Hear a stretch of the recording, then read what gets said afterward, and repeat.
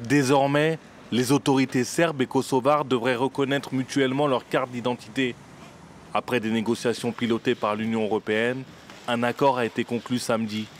Pristina consent à ne pas introduire de permis de séjour aux personnes entrant au Kosovo avec une carte d'identité serbe.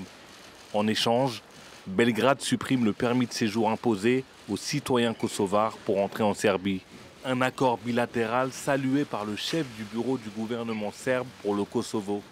Avec cet accord, nous avons réussi à assurer la paix et la stabilité sur le territoire du Kosovo et à préserver les cartes d'identité serbe pour les Serbes vivant au Kosovo et donc aussi la présence de l'État de Serbie sur ce territoire. En revanche, aucun terrain d'entente n'a été trouvé samedi concernant la mesure obligeant les Serbes du Kosovo à avoir des plaques d'immatriculation kosovare. Et le chef de la diplomatie européenne prévient.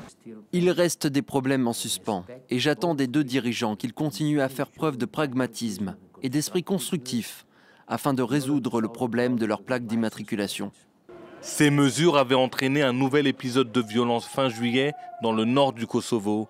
Et sous pression des États-Unis, Pristina avait finalement reporté leur mise en œuvre au 1er septembre. La Serbie n'a jamais reconnu l'indépendance proclamée par le Kosovo en 2008, une décennie après une guerre sanglante qui a fait 13 000 morts, en majorité des Kosovars albanais. Depuis, cette région est le théâtre de tensions épisodiques.